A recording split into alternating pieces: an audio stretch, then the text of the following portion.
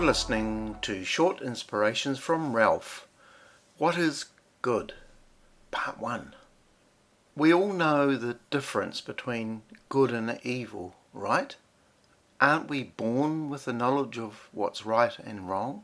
When you look at great blockbuster movies or great books, you usually don't end up with the bad guys winning. It just wouldn't sell. The job of the writer is to make the goodies look really good. So much so that you laugh and cry with them and can actually put yourselves into their shoes, because you are good too, just like them. And the evil guys are made out to be almost completely evil and terrible, so that they need to be dealt with, killed or locked up or something. If you look at TV programming over the last 10, 20, 30 years, they are heavily weighted towards humanity's goodness.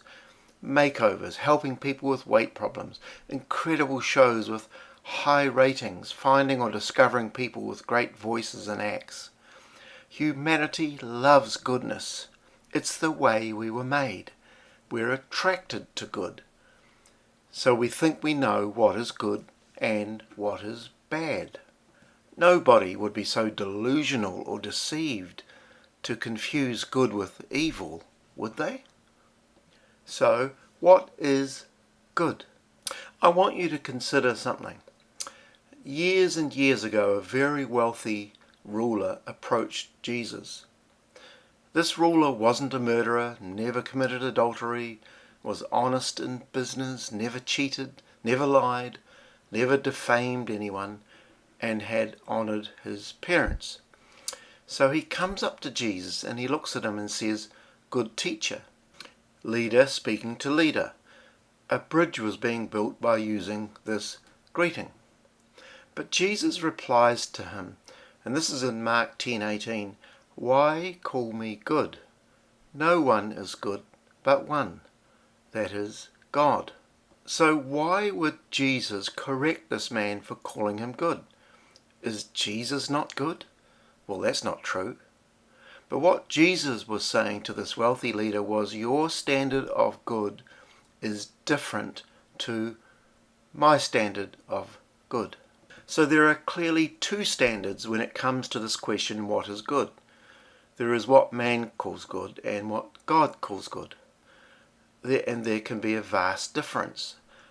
And this difference can become so twisted and extreme that fallen man is actually capable of switching good and evil. Wow. Way back in Isaiah's day, he wrote this in Isaiah 5:20, "What sorrow for those who say that evil is good and good is evil, that dark is light and light is dark, that bitter is sweet, and sweet is bitter."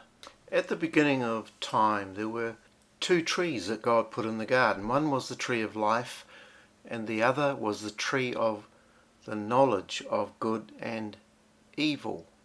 And if you are aware of the story, you'll know that Eve was drawn to the good side of the tree of the knowledge of good and evil, not the evil side. She ended up being totally swayed by the enticement of that which looked good, smelt good, is good to eat, but was actually a front for that which was evil. Here's the scripture in Genesis 3:6. "So when the woman saw that the tree was good for food, that it was pleasant to the eyes, and a tree desirable to make one wise, she took of its fruit and ate. She also gave to her husband with her, and he ate." Most well-meaning people, good people in this world, are not drawn to depravity in the first instance, or deep-seated immorality or corruption. They are enticed by that which seems to be right and nice and has a logic to it that has nothing to do with God.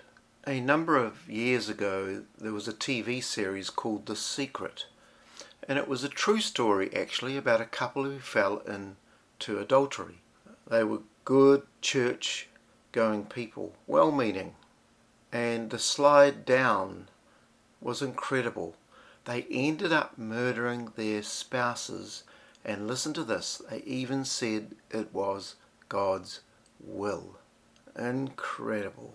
Proverbs 14:12 says, "There is a way that seems right to man, but in the end is the way of death." My prayer for you is that you would come to understand this whole area of good and evil, not through man's eyes, but through God's eyes. God bless you.